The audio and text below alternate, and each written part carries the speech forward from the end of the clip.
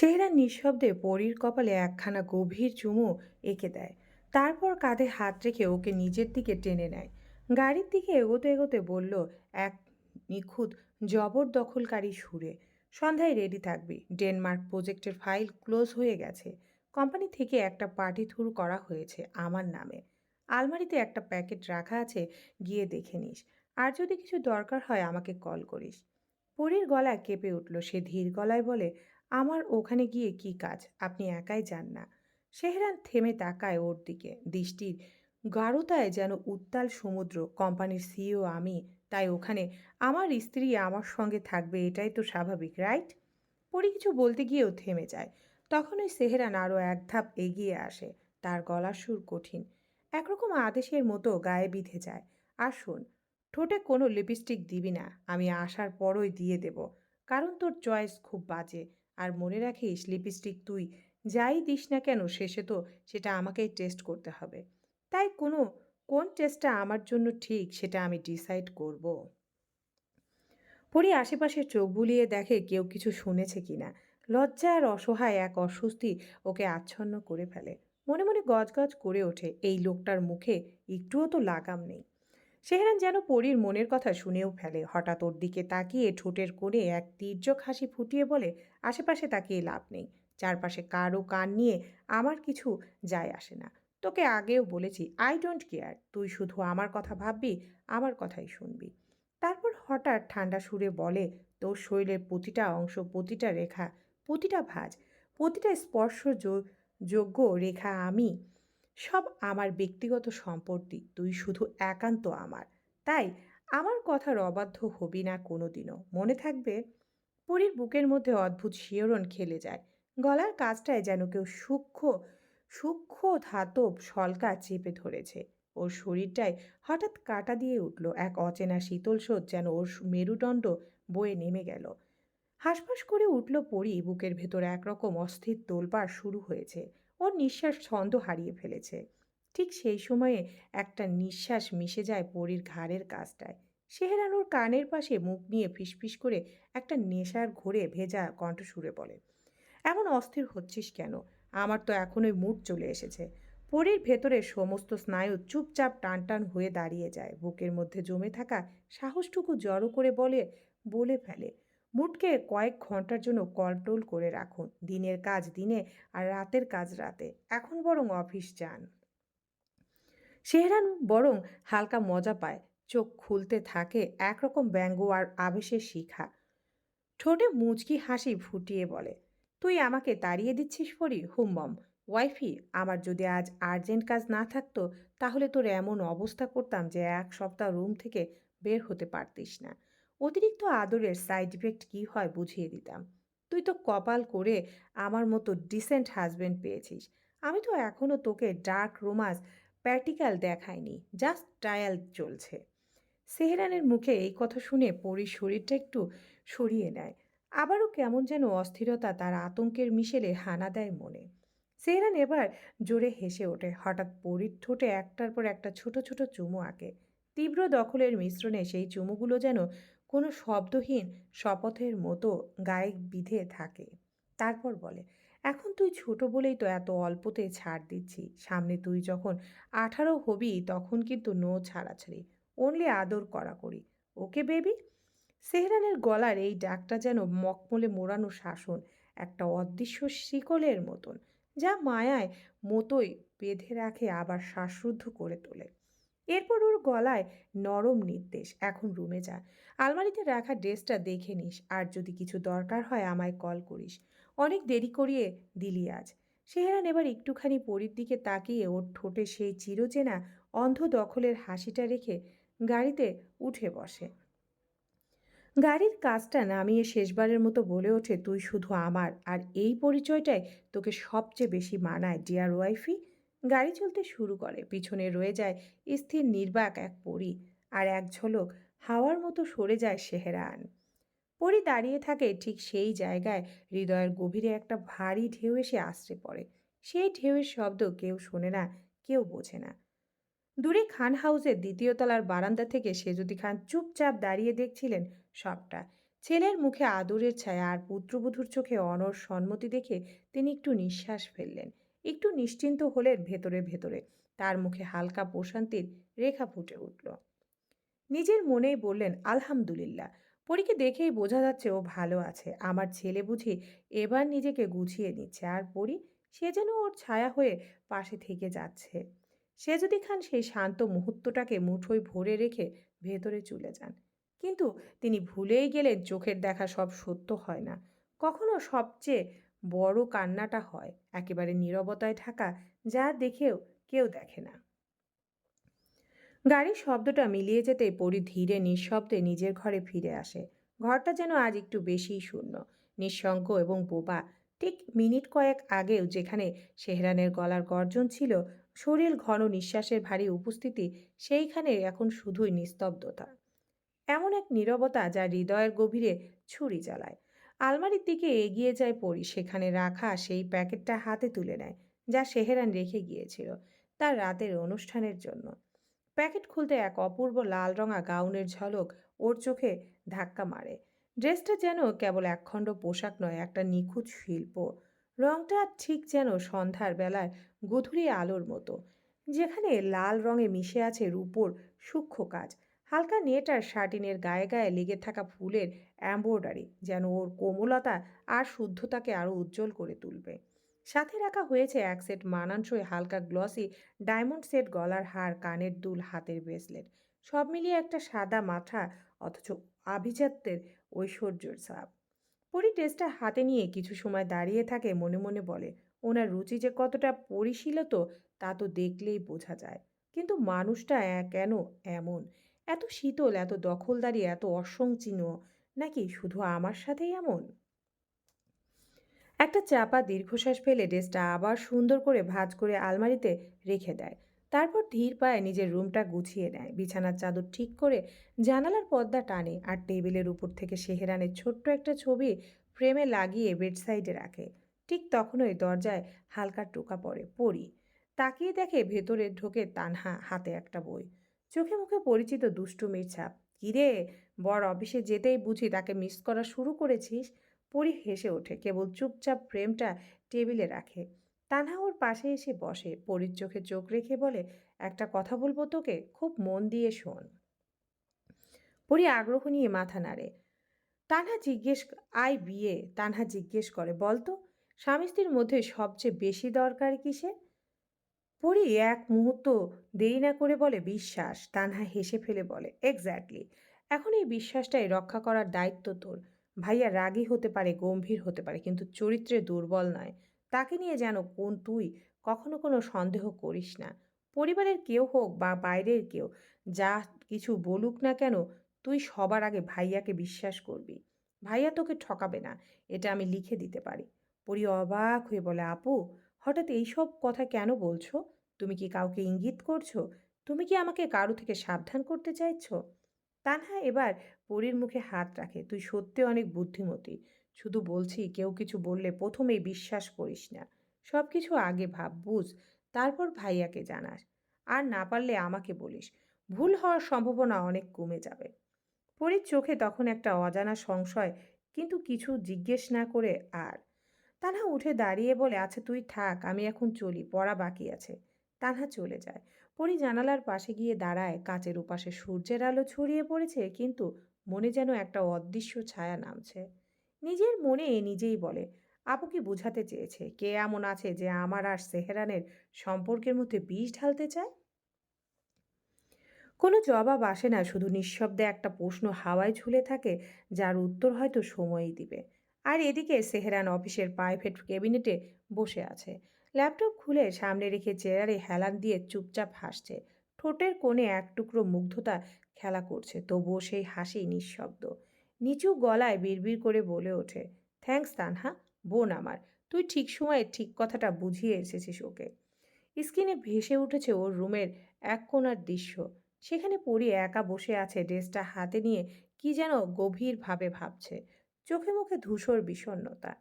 ঠিক তখনই রাহুলের নিঃশব্দে কেবিনে ঢুকে সেহেরানের পেছনে দাঁড়ায়। ল্যাপটপের স্ক্রিনে দেখে চোখ বড় বড় করে বলে ওঠে, বা রে বা, তুই তো একেবারে সুপার রোস্তম হয়ে গেছিস এসকে। অফিসে বসে লাইভ মনিটরিং, অফিস থেকে বা লাভ কী রে ভাই? এতই যখন মিস করিস বাসাতেই থেকে গেলেই পারতি। সেহরান ভুরু কুঁচকে বলে, শ্যাট আপ রাহুলের বাচ্চা, একদম বাজে বকবি না। রাহুল কাঁধ ঝাঁকিয়ে মুখ গম্ভীর করে বলে, এই এস কে বাচ্চা কই থেকে আসবে? আমি তো এখনো বিয়ে করিনি। তাই দয়া করে বাচ্চা বলে অপমান করিস না। আমি একদম নির্দোষ সিঙ্গেল বলে কি এমন হেয় করবি আমায়? ঠিক তখনই মাসুক ঢুকে পড়ে আর হেসে বলে, আরে তোর মতো আনরোমান্টিক লোককে কে বিয়ে করবে রে রাহু? ঠিক করে তো একটা প্রেমও করতে পারিস না। মেয়ে মানুষ দেখলেই তো তোর সুরসুরি শুরু হয়ে যায়। রাহুল চোখ টাটিয়ে বলে, ভাই দয়া করে এসব মিথ্যা রটাস না। আর আমার মেশিন ঠিকঠাক কাজ করে কিনা সেটা নিয়ে সন্দেহ তোর না থাকলেও চলবে। বিয়ের পর তোদের আগে বাচ্চার বাবা হয়ে প্রমাণ দেব। সেহেরান এবার শব্দ করে হেসে বলে, সত্যি করে বল তো রাহুল, তোর যন্ত্রটাই একবার চেক করিয়ে দেখেছিস তো? কাজ করে তো ঠিকঠাক বলেও তো। আর মাসুক একসাথে ফিস্ট বাম্প করে হেসে করায়। রাহুল এবার দুই কানে হাত দিয়ে বলে, ইনাফ, আজকে আমার সহ্যের সীমা শেষ। তোদের প্রেম টেম আর বউ গল্পে আমার কিছু আসে যায় না। খুব শীঘ্রই বিয়ে করে আমি তোদের দুজনকে চমকে দেব। তোরা তখন দেখবি। মাসুক আবার দুষ্টু হাসি দিয়ে বলে, না রে ভাই, তোকে দিয়ে কিছু হবে না। এসকে তো অলরেডি প্রসেসিংয়ে চলে গেছে, মানে বাচ্চার বাবা হওয়ার ট্র্যাকে। আর আমি তো এবার ইউএসতে ফিরে বিয়ে করব। এখন শুধু ইস্যু হ্যাঁ বললেই হলো। আর তুই তো এখনো কোণে খুঁজতেই ব্যস্ত। রাহুল এবার ঠাট্টার ঢঙে একটু কাঁধে গুঁতো মেরে বলল, তুই যা বলেছিস মাসু, এই এসকেকে যা রীতিমতো রোমান্টিক হাবি আর বউকে একদিন রেস্ট দেয় না, সেটা একেবারে প্রমাণিত। ওই তো দেখ, অফিসে বসেও ল্যাপটপে লাইভ স্ট্রিমিং। এত প্রেম এত টান, বারে ভাই। মাসুক এবার একটু গম্ভীর হয়ে পদ্মার দিকে তাকিয়ে বলে উঠল, একটু ভালো করে দেখ স্কিনে পরীর মুখ কেমন টেনশন লাগছে। কোনো প্রবলেম আছে নিশ্চয়ই। চোখে মুখে সেই চিন্তার ছাপ তুই দেখেছিস। ও চুপ করে কি যেন ভাবছে। শেহরান ধীরে মাথা নাড়ে, গলা ভারী কিন্তু নিয়ন্ত্রিত। হ্যাঁ আমি জানি তেমন কিছু না হয়তো, কিন্তু আমার মন বলছে কেউ ওকে কিছু বলেছে। পরি এখনো আমায় কিছু বলেনি। তবে কাল রাতে যখন বুক ভাসিয়ে কেঁদেছিল আমি বুঝে গিয়েছিলাম কিছু একটা হয়েছে। তানহা আমাকে বলেছিল ও নাকি মানহাকে পরীর সঙ্গে কথা বলতে দেখেছে। রাহুল এবার গম্ভীর হয়ে বসে পড়ল। মানে মানহা এবার ঢুকেছে তোদের মাঝখানে? সেহেরান দাঁত চেপে বলল, হ্যাঁ রে ভাই, আমি জানি ও কি করতে পারে। আগেও অনেকবার মানহাকে বলেছি ডোন্ট ডিস্টার্ব মাই লাইফ, কিন্তু কানে তো তুলো গুজে রেখেছে। এখন আবার নতুন করে পরীর কানে বিষ ঢালবে, এটাই তো পারেও। তবে একটা কথা শুনে রাখ, যদি ওর জন্য আমার বউ এক ফোঁটাও কষ্ট পায়, আই সোয়ার আমি ওর জানই নিয়ে নেব। আর হ্যাঁ, পরি যদি এই কথা আমায় না বলে চুপ করে থাকে তাহলে তোদের বোনকেও কষিয়ে কয়েকটা চড় মারবো, সব কথা লুকিয়ে নিজের মনে পুষে রাখার জন্য। মাসুক দীর্ঘ নিঃশ্বাস ফেলে বলে, মানহা এই পাগলামি কবে থামাবে রে ভাই? পৃথিবীতে কি আর ছেলে ছিল না যে তোর পেছনে এমন ঝাঁপিয়ে পড়তে হলো? রাহুল মুস্কি হেসে বলে, আসলেই ভাই, ভয়ঙ্কর বোন তোর। সে যে ইউএসএ টিপে যাওয়ার আগে অবধি তোকে টার্গেট বানিয়ে রেখেছিল, আর যাওয়ার পর তোর পেছনে পড়ে গিয়েছিল যেন বিয়েটা না হলে জীবনটাই ব্যর্থ। সেহরান এবার ক্লান্ত ভঙ্গিতে কফির কাপ তুলে নিয়ে বলল, অনেকবার ওকে বুঝিয়েছিলে রাহুল, বলেছি আমার জীবনে আমার নিজের মতো সাজানো, তবুও বুঝতে চায় না। এখন আবার পরীকে ঘিরে ওর নাটক শুরু হয়েছে। এটাই একমাত্র স্ক্রিপ্ট যেটা ও বারবার রিপিট করে। রাহুল এবার কিছুটা আফসোসের সুরে বলল, চিন্তা তুই চিন্তা করিস না। তোর পরী কিন্তু বোকা মানুষ না ভাই। ও অনেক বুদ্ধিমতী। কারো কথা তাড়াতাড়ি বিশ্বাস করে না। তুই শুধু একটু সময় দে, দেখবি নিজেই সব বুঝে যাবে। মাসুক এবার হালকা গলায় বলে, তবু সতর্ক থাকিস রে এসকে, কারণ ভালোবাসা যতটা নির্মল ততটাই সহজে বিষে রঙিল হয়ে ওঠে। যদি কেউ তাতে বিষ ঢালার চেষ্টা করে, তুই তো জানিস তোর এই বোন মানহা সে কেবল বিষ। শেহরান এবার চোয়াল শক্ত করে বলে, এইবার কেউ যদি আমার ভালোবাসা আর আমার বউয়ের মাঝে আসে তাকে আমি শেষ করে দেব। মাথা তুলে দাঁড়াতেই দেব না। রাহুল আর মাসুক একসাথে মাথা নাড়ে। তাদের বন্ধুর চোখে তখন যে তীব্র ভালোবাসার মিশ্রণ, তা নিছক রোমান্স নয়, একজন স্বামী যে তার ভালোবাসার মানুষকে আগলে রাখতে জানে। পাশ থেকে মাসুক হেসে বলে, তবে পরীকে জাস্ট একটু সাবধান করিস। খুব বেশি আদর করলে বউ হয়ে যায় রানী, আর রানী হলে তো রাজা গলা কেটেও মার খায়। তিনজন একসাথে হেসে ওঠে। বসন্তের অফিস ঘরের মধ্যেও যেন এক ঝলক কিশোরের চরিত্র, বন্ধুত্বের হাওয়া ঢুকে পড়ে। ইটালি রোম বাংলাদেশ যখন দুপুর ১২টা বাজে তখন ইটালি আকাশে সকাল গড়িয়ে ঠিক ভোর শেষ ৭:৩০ থেকে ৮টা। রোম শহরের বাতাস তখনও অলস ঘুম ঘুম। ইউভান বারান্দার রেলিং ধরে এক কাপ ব্ল্যাক এসপোস হাতে দাঁড়িয়ে আছে। নন্দিনীর অ্যাপার্টমেন্টের ছাদ বেয়ে সকাল গড়িয়ে যাচ্ছে, কিন্তু ইউভানের চোখে যেন সময় থেমে আছে। হঠাৎ পেছন থেকে এসে দুই হাতে ওকে আঁকড়ে ধরে নন্দিনী। পিঠে একের পর এক আলতো চুমু এঁকে দেয় আর ফিসফিসিয়ে বলে, স্যার, কি হয়েছে আপনার? ইউভান নির্লিপ্ত গলায় বলেন, কিছু না, পুরনো কিছু কথা মনে পড়ছে ব্যাস। এই একটুখানি কথায় নন্দিনীর হাতের বাঁধন যেন ধীরে ধীরে আলগা হয়ে আসে। সে নীরবে পিছু হটে ভেতরে চলে যেতে চায়, কিন্তু ঠিক তখনই ইউভান তার কবজি ধরে কাছে টেনে নেয়। শক্ত করে জড়িয়ে ধরে। নন্দিনীর চোখ ভিজে আসে। কিছু না বলেও অনেক কিছু বলে ফেলে সে। ইভান ধীরে কফির কাপটা পাশে রেখে নন্দিনীকে কোলে তুলে নেয়, পাশের দোলনায় বসে, ওকে বুকের সঙ্গে চেপে ধরে। নন্দিনী কিছু বলে না, কারণ সে জানে এই পুরুষের হৃদয়ে প্রতি কোণায় এখনো কেউ রয়ে গেছে, কোনো এক নামহীন নারী, কোনো এক অপূরণীয় গল্প। ইভান নরম গলায় বলে, তুমি ভালো করেই জানো আমার ভালোবাসার মানুষ একজনই, সব জেনেই তুমি তো আমার কাছে এসেছিলে নন্দিনী। আমি তো কখনো জোর করিনি তোমায়। ইউভানের চোখে তাকিয়ে নন্দিনীর চোখ জ্বলে ওঠে, কিন্তু সেখানেও আশ্চর্য রকম নীরবতা। বিয়ে করিনি, তবু আমরা একসাথে আছি অনেক দিন। আমি চেষ্টা করছি তোমায় বুঝতে, মানতে, কিন্তু সত্যি বলতে কি, তোমার প্রতি আমার কোনো প্রেম নেই, তবে মায়া আছে। তোমার মায়ায় আমি বাধা পড়ে গেছি নন্দিনী। এই মায়া থেকে পালাতে পারিনি আমি কোনোদিনও। তুমি এত ভালোবাসা বাসো কেন আমায় বলো তো? আমি তোমার যোগ্য নই। নন্দিনী এবার ধীরে ইউভানকে জড়িয়ে ধরে ফিসফিসিয়ে বলে, আমি তো কিছু চাই না আপনার কাছ থেকে স্যার, শুধু আপনি আমার হয়ে থাকুন। কোনো স্বীকৃতি চাই না, সমাজ চাই না, ভবিষ্যৎ চাই না। আপনি যাকে ভালোবাসেন তাকে নিয়ে থাকুন। আমি কিছু বলবো না। শুধু বছরের কটা দিন না হয় আমায় দিন। আপনি আর অন্য কারু হন, কিন্তু আমায় ছেড়ে যাবেন না কোনো দিন। এই কথাগুলো যেন ইউভানের ভেতরে শূন্যতায় ঢেউ তোলে। নন্দিনীর চোখের দিকে ইউভান তাকিয়ে দেখে সেখানে শুধু একটা কষ্টের ছাপ স্পষ্ট। সে নন্দিনীর সারা মুখে চুমুয়ে একের পর এক একে নিঃশব্দ কৃতজ্ঞতায়। তারপর বলে, কি করেছো তুমি বোকা মেয়ে? আমায় এত ভালোবেসে তোমার ঠিক হয়নি। তুমি জানো, ঠিক তোমার মতোই বয়সী একজন ছিল, চঞ্চল হরিণী। সে আমায় এক আকাশ সম পৃথিবীর মতো ভালোবাসতো কিশোরী বয়স থেকেই, কিন্তু আমি তাকে ধরে রাখতে পারিনি নন্দিনী। আমার সেই অভিমানিনী অনেক অভিমান নিয়ে চলে গেছে আমায় ছেড়ে। শুধু মানুষটা না, আমাদের ভালোবাসার অস্তিত্বটাকেও সঙ্গে করে নিয়ে গেছে চিরদিনের জন্য। নন্দিনী ধাক্কা খাওয়ার মতো চমকে ওঠে। চলে গেছে মানে? ইউভান মাথা নাড়ে, নিচু গলায় ভেজা কণ্ঠে বলে, একজন মৃত মানুষকে তুমি এতদিন তোমার প্রতিদ্বন্দ্বী ভেবেছ নন্দিনী? নন্দিনী কেঁপে ওঠে। ধীরে ধীরে ইউভানের বুকের উপর মাথা রেখে কাপা গলায় বলে, আমি ভুল করেছি স্যার, না বুঝে আপনাকে কষ্ট দিয়েছি। ইউভান এবার আর কিছু বলতে দেয় না, ওর ঠোঁটের উপর নিজের আঙ্গুল রাখে, তারপর জড়িয়ে ধরে বলে, থেমে যাও। তোমার কোনো দোষ নেই। আমার জীবনে যারা সবচেয়ে কাছে ছিল তারাই আমার বারবার অপরাধীর কাঠগড়ায় দাঁড় করিয়েছে। তুমি যদি এখন আমাকে ভুল বোঝো, তাও আশ্চর্যের কিছু হবে না।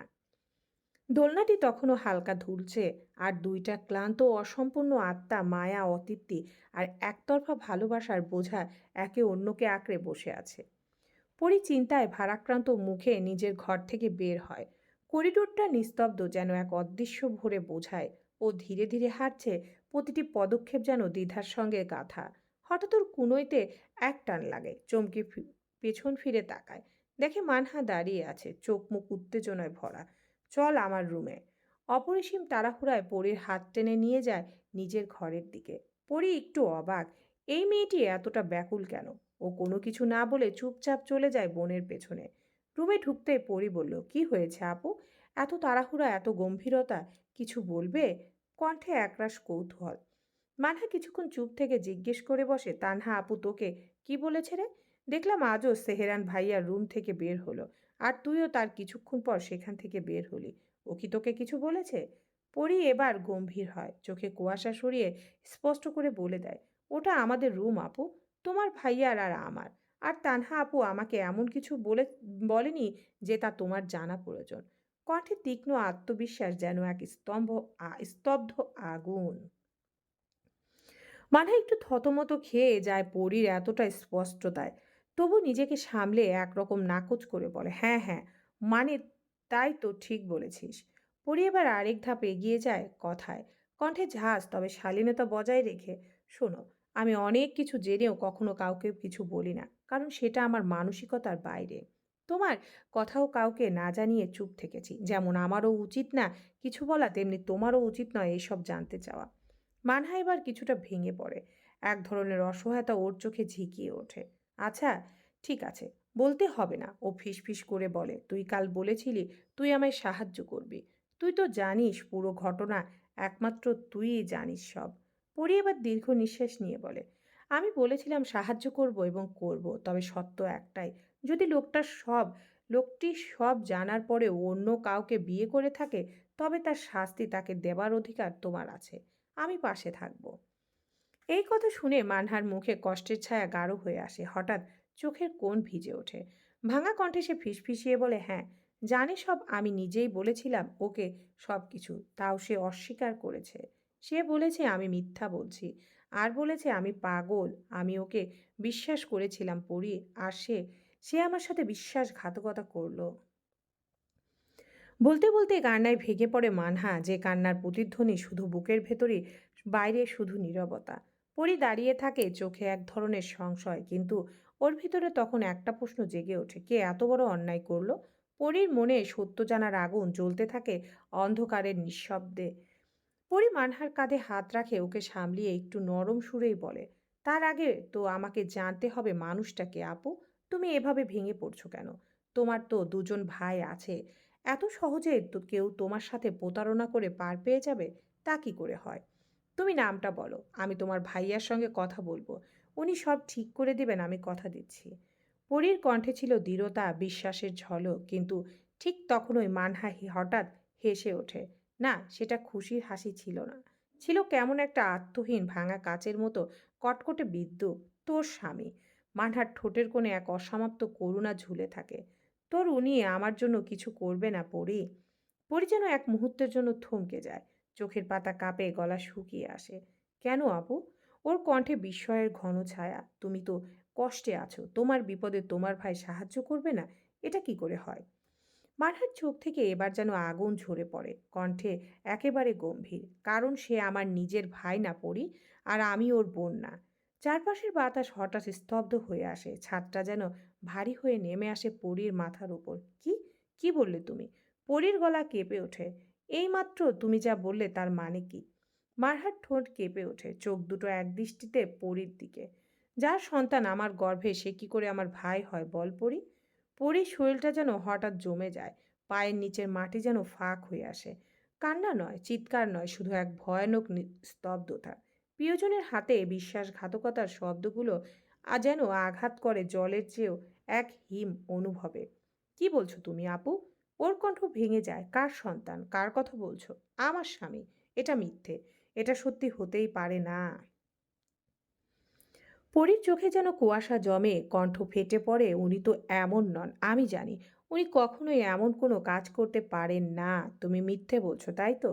মানহা এবার রেগে উঠলেও নিজেকে সংযত রাখে। আমি তোর আপু পড়ি, তোর রক্তের সম্পর্ক। তোর সাথে কোনো মিথ্যে বলবো? আমি তো যেচে এসে কিছু বলিনি, তুই নিজেই জানতে চেয়েছিস। এখন যদি তোর বিশ্বাস না হয়, তাহলে যাচাই কর, খোঁজ নে, সত্যি খুঁজে নে। তারপর তুই বুঝে নিস আমাকে সাহায্য করবি কি না। মানহার চোখে তখন শুধু অন্ধকার, একটা চিরন্তর প্রশ্নের সম্মুখীন করে পরীকে একটা চিরস্থায়ী আঘাত দেওয়ার উদ্দেশ্যে। আর পরী, সে দাঁড়িয়ে থাকে ঝড়ে ভেঙে ভাঙা বৃক্ষের মতো, চোখে একটাই ধ্বংসধ্বনি বাজে বারবার, যার গর্ভে সন্তান, সেই কি মিথ্যে বলতে পারে? কিন্তু ও ওর অসহায়তাকে আটকে রাখে মর্যাদার চাদরে। কিন্তু ভেতরে ভেতরে পরীর সমস্ত বিশ্বাস এক অজানা সংকটের মধ্যে দুলতে থাকে। সত্যর মুখ যেন তখনও ঘোমটায় ঢাকা। পরী আর কিছু না বলে বেরিয়ে যায় মানহার কক্ষ থেকে। পরী রুম থেকে বেরিয়ে যাওয়ার পর মানহা দরজাটা ধীরে ধীরে বন্ধ করে দেয়। ঘরের নিস্তব্ধতা যেন মুহূর্তে ছায়ার মতো গাঢ় হয়ে ওঠে। মানহা ঘরের মাঝখানে দাঁড়িয়ে থাকে কিছুক্ষণ। চোখ দুটো ফাঁকা দেয়ালে আটকে যায়, কিন্তু চোখের পেছনে এক দগদগে আগুন। তারপর ধীরে ধীরে হাসে। না, এটা খুশির হাসি না। এটা একরকম বিষ হাসি, একটা পরাজয়ের ছদ্মজয়, একটা পাপের আশ্রয় পাওয়ার সম্ভাবনার রক্তচাপা আনন্দ। বোকা মেয়ে, নিজের ঠোঁট কামড়ে বলল সে। তুই ভাবিস তোকেও ভালোবাসে, তোর প্রতি টান, এতটা টান, আর আমি তাকিয়ে তাকিয়ে দেখব? তুই বুঝতে পারলি না? তোর ওই মিষ্টি ব্যবহার, শান্ত মুখ, নির্ভরতার ছায়া, সবটাই তোর দুর্বলতা। আর সেই দুর্বলতাই আমার জয়ের হাতিয়ার। মানহার চোখে তখন তীব্র স্পর্ধা। আমি জানি সেহরান আমায় পছন্দ করে না। ওর চোখে আমি কিছুই না, একটা স্পয়েলেড ব্যাট। হয়তো তাই ভাবেও, কিন্তু আমি জানি আমি ওকে ছাড়া আর কাউকে চাই না। আর আমি কিছুতেই ওর জীবনের থেকে সরে যাব না। সে ধীরে ধীরে আয়নার সামনে গিয়ে দাঁড়ায়, নিজের প্রতিবিম্বের দিকে এক ঠান্ডা দৃষ্টিতে তাকিয়ে বলে নিজেকেই, তুই তো দেখলি পরীর মুখ কেমন রক্তশূন্য হয়ে গেল। ওর বিশ্বাসে ফাটল ধরাতে পেরেছি আমি, তাই আমার প্রথম ধাপ এটাই। আয়নার প্রতিফলনে এক উটচালের ছায়া, যদিও নিজে থেকেই দূরে সরে যায় সেহরান এর জীবন থেকে, তাইলেই আমি জায়গা পাবো, ওর জায়গা, ওর বিছানায়, ওর স্বামীর মনে। যদি সেহরান এখনো আমায় ফিরিয়ে দেয়, তাতে কি? কিন্তু আমি জানি ভালোবাসা না থাকলেও শরীরের প্রয়োজনে তো একটা সময় ঠিকই আসে। পুরুষ মানুষ তো। আমি না হয় ওখানেই জায়গা করে নেব। ও আমাকে ভালো না বাসলেও সময় ঠিকই আমায় জিতিয়ে দেবে। ওর কণ্ঠে হঠাৎ যেন বিষ মেশানো কোমলতা। পরি যদি জানে সেহরান কখনোই ওর ছিল না, যদি ওর মনে ভয়, অসহায়তা আর অবিশ্বাস জন্মায়, তাহলেই ও হারাবে। আর ওর হার মানেই আমার জয়। কিছুক্ষণ চুপ থেকে করে থাকে মানহা, তারপর মৃদু গলায় বলে, তবে এখন এই কয়দিন আমাকে একটু কাঁদতে হবে, যাতে ও ভাবে আমি সত্যি খুব কষ্টে আছি। আর একটু একটু করে ওর স্বামীর প্রতি বিশ্বাসটাও কেটে যাবে। কিন্তু খেয়াল রাখতে হবে যাতে ও কাউকে কিছু বলতে না পারে, কাউকে বোঝাতেও না পারে। এতটুকু বলে মানহা বালিশে মুখ লুকিয়ে ফুপিয়ে ফুপিয়ে কাঁদে। না, সেটা সত্যিকারের কষ্টের কান্না নয়, এটা ছিল এক সাজানো আবেগের ছায়া, যা সত্যের মুখে নকল অশ্রু ছিটিয়ে দেয়। আর এদিকে ঘরের দরজা টেনে বন্ধ করে দেয় পরি, চোখে তখন অজস্র প্রশ্ন, বুক জুড়ে ধীরে ধীরে জমে ওঠা এক পাহাড় সম যন্ত্রণা। নীরবে হেঁটে যায় ওয়াশরুমে, অপলক চোখে তাকিয়ে থাকে আয়নার দিকে, চোখে মুখে অবর্ণনীয় ক্লান্তি। তারপর ধীরে ধীরে শাওয়ারের নিচে বসে পড়ে, জলের ধারা নেমে আসে মাথার উপর দিয়ে, যেন স্রোতের মতোই বইতে থাকা তার দুঃখ, তার নিঃশ্বাসে জমে থাকা না বলা কথারা। হঠাৎ ভেসে আসে কিছু কথা। সেহরান তো সেদিন বলেছিল আমি বাচ্চা চাই না, কখনো না। পরীর বুকটা যেন হঠাৎ চেপে আসে, চোখ দুটো বন্ধ করে বিড়বিড় করে বলে ওঠে সে, এই জন্যই কি? এই জন্যই আপনি কখনো বাচ্চা চান না? কারণ আপনি তো হয়তো সেটা অন্য কারোর মাধ্যমে পেয়ে গেছেন, তাই না? চোখ দিয়ে নেমে আসে অশ্রুর স্রোত, শাওয়ারের জলের সাথে মিশে গিয়ে হারিয়ে যায়। আপনি সেহরান, আপনি আজ আমার বিশ্বাসটা ভেঙে দিলেন। আপনি কত অন্যায় আমার সাথে করেছেন, কিন্তু তারপরও আমি তো আপনাকে বিশ্বাস করেছিলাম। আপনি কি আমার সেই অনুভূতির মর্যাদা রাখলেন? একটা দীর্ঘ নিঃশ্বাস নিয়ে পড়ি কিছুক্ষণ চুপ থাকে। হঠাৎ ওর মনে পড়ে সকালের আলোয় তানহার বলা কথা, সেই সতর্ক কণ্ঠ, সেই গভীর আস্থার ভাষা। পরি চোখ খুলে তাকায়, চোখ মুখ হাত দিয়ে মুছে ফেলে, হাঁটু দুটো বুকে জড়িয়ে শক্ত করে বসে বলে, না না, আপনি যতই আমার সাথে রুক্ষ আচরণ করুন না কেন, আপনার চোখের গভীরে আমি অনুভব করেছি আমার জন্য কিছু আছে। আপনার স্পর্শ, আমার দৃষ্টি, সবটাই মিথ্যে হতে পারে না। আপনি আমাকে ভালোবাসেন, আমি জানি আপনি নির্দোষ। এটা আমি বিশ্বাস করতে চাই, আর তার জন্যে আমি প্রমাণ চাই। একটু থেমে কাপা গলায় বলে, আপু কেন এমন বলল আমি জানি না, কিন্তু সে যাই বলুক, আমি ততক্ষণে আপনাকে অপরাধী বলে মন মেনে নেব না, যতক্ষণ না আপনি এসে নিজে তা প্রমাণ করেন। সেহরান, আপনি আমাকে ভালোবাসেন না হয়, আমার এতটুকু বিশ্বাসের জবাব আপনি অবশ্যই দেবেন। আর আমি সেই বিশ্বাস নিয়ে দাঁড়িয়ে থাকব, একা আপনার পাশে, যতক্ষণ না আপনি নিজেকে নির্দোষ প্রমাণ করবেন। বাইরে তখনও পৃথিবী চলমান, কিন্তু ওয়াশরুমের শাওয়ারের নিচে পরীর একাকী কান্না যেন থামতে চায় না। অভিমান, আস্থা আর ভালোবাসার টানাপোড়েনে জর্জরিত এক হৃদয় অপেক্ষা করতে থাকে নিজের ভালোবাসার মানুষের সাফাই শোনার জন্য, সত্যের মুখোমুখি হওয়ার জন্য। দুপুরের নরম রোদে অফিসের কেবিনের জানালাগুলো স্বচ্ছ হয়ে উঠেছে, কিন্তু সেহরানের মুখে কোনো আলো নেই। টেবিল জুড়ে সজ্জিত লাঞ্চ দামি কাঁটা চামচের গন্ধরাজ লেবুর সুবাস ছড়ালেও তার ক্ষুধা যেন হারিয়ে গেছে কোথাও। সামনে বসে ঈশানী, তানিশা, মাসুক, রাহুল সবাই হাসছে, গল্প করছে, কেউ কেউ খাবারে ব্যস্ত। তবুও সেই ভিড়ে বসেও সেহরানের যেন কোথাও নেই। ওর চোখ শুধু ল্যাপটপের স্ক্রিনে বারবার যেন কোনো অদৃশ্য সংকেত খুঁজে চলেছে। সে জেনেছে পরি এখনো লাঞ্চ করেনি, অনেকেই ডেকে গেছে রুমে, তবু মেয়েটা চুপচাপ শুয়ে আছে। একটা স্তব্ধতা যেন ওকে ঘিরে রেখেছে, কিন্তু পরি নীরব। না কোনো সাড়া, না কোনো অভিযোগ।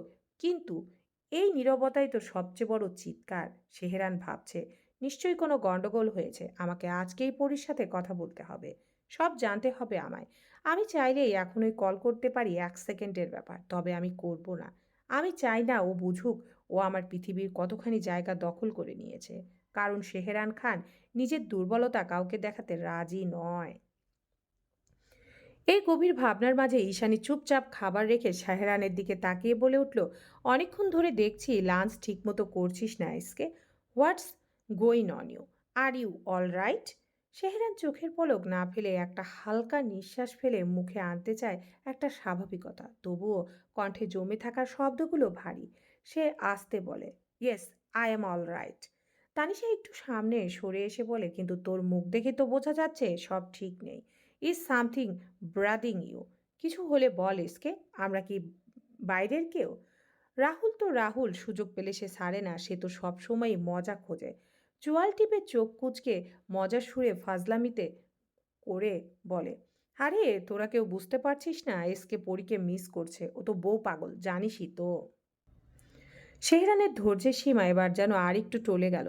ঠান্ডা গলায় কিন্তু এক চিলতে রাগ নিয়ে বলে, শ্যাট আপ রাহুল, সবসময় এমন মজা ঠিক না। I am not in the mood. আমার একদম কিছু ভালো লাগছে না, প্লিজ। এখন কেউ কিছু জিজ্ঞেস করিস না। মাসুক পরিস্থিতি সামাল দিতে তাড়াতাড়ি বলে উঠল, আরে আরে রিল্যাক্স এসকে, রাগ করছিস কেন? আচ্ছা শোন, সবাই সন্ধ্যার পার্টিতে টাইম মতো পৌঁছাতে হবে, দেরি করা চলবে না। রাহুল তো রাহুলই, ওকে নিয়ে কেউ বেশি আশা না করা যে কোনো দিন সিরিয়াস হবে। হঠাৎ সে কাঁধে ঝাঁকুনি দিয়ে সেহেরানকে বলে ওঠে, এই এসকে, আজ পরীকে কিন্তু আনবি বুঝলি, তবে প্লিজ সেদিনের পার্টির মতো আবার কোনো গায়ে হাত তুলে দিস না রে ভাই কারো। না জানি সেই বেচারা কোন দিন বাবা ডাক শুনতেও পারবে কি না। কথা শেষ হতেই পুরো রুমে হঠাৎ এক অস্বস্তিকর নীরবতা। সেহেরানের চোখে যেন আগুন জ্বলে ওঠে। সে টেবিল থেকে হালকা ঝুঁকে রাহুলের দিকে তাকিয়ে ঠান্ডা গলায় বলে, জাস্ট ফ্যাক্ট ইউ ম্যান, তুই জীবনে চেঞ্জ হবি না। রাহুল এবারও নিজস্ব ঢঙে জিভ দাঁত কেটে, ছি ছি ব্রো, আমি তো পুরুষ মানুষ, আমাকে এসব করতে বলিস না প্লিজ। ওটা তো তোর বইয়ের আইনগতভাবে স্বীকৃতি ও অধিকার। এইবার আর সেহরা নিজেকে ধরে রাখতে পারল না। ওর ধৈর্যচ্যুত ঘটে। ওর টেবিলের উপর থাকা টিস্যু বক্স তুলে নিয়ে সোজা ছুঁড়ে দেয় রাহুলের দিকে। ইডিয়েট! আমার বউ তোর বোন হয়, এটা মনে রাখার মতো জ্ঞান যদি তোর থাকতো। রাহুল লাফ দিয়ে সরে পড়ে। মাসুক মুখ চেপে হাসি আটকানোর চেষ্টা করছে। ঈশানী তো একেবারে ফেটে পড়ছে হাসিতে। সেহরান দাঁড়িয়ে রাহুলকে ফিসফিস করে বলে, আজকে আরেকবার যদি আমার বইয়ের নামে উল্টাপাল্টা মুখে কিছু বলিস, তোকে আমি অফিসের মাঝখানে প্যান্ট ছাড়া দাঁড় করিয়ে রাখবো, বলে দিলাম। মাসুক ব্যঙ্গ করে হেসে বলে, ভালো হয়ে যা রাহু। সবাই হেসে ওঠে, আর মুহূর্তেই রুমে হালকা উচ্ছল একটা আমেজ ফিরে আসে। বন্ধুত্ব, খুনসুটি আর একটা ভালোবাসার ছায়া যেন সবার মাঝে ঘুরে বেড়াতে থাকে। এদিকে সেজুদি খান নরম সুরে একজন স্টাফকে বলেন, যাও তো পরীকে ডেকে নিয়ে এসো, একটা ছোট্ট সারপ্রাইজ আছে ওর জন্য। পরী জানালার পাশে বসেছিল নিঃশব্দে, ভাবনার অতলে ডুবে। কান্নার ভারে চোখ লাল, মাথা ভার। একটা স্টাফ এসে যখন ডেকে যায়, ও ধীরে ধীরে উঠে দাঁড়ায়। শরীরটা ভার মনে হচ্ছিল, মনটা তো কবেই ভেঙে পড়েছে। ওই সময় কান্না করার ফলে মাথা অনেক ধরেছিল, তাই লাঞ্চ করেনি। নিচে নামতেই সেই চেনা কণ্ঠস্বর, পরী। এক মুহূর্তের জন্য পৃথিবী থমকে যায় পরীর কাছে। ও দৌড়ে গিয়ে জড়িয়ে ধরে মায়ের গলা, আম্মু। সেলিনা চৌধুরী একটুও দেরি না করে শক্ত করে জড়িয়ে ধরেন মেয়েকে। মা মেয়ের সেই আলিঙ্গন যেন পেরিয়ে যায় কোনো নিঃশব্দ কান্নার নদীতে। সেজুদি খান বলেন, কিরে আম্মু, আমি বুঝি তোর মায়ের মতো তোকে আদর দেই না? আম্মুকে পেয়ে আবার আমায় ভুলে যাস না যেন।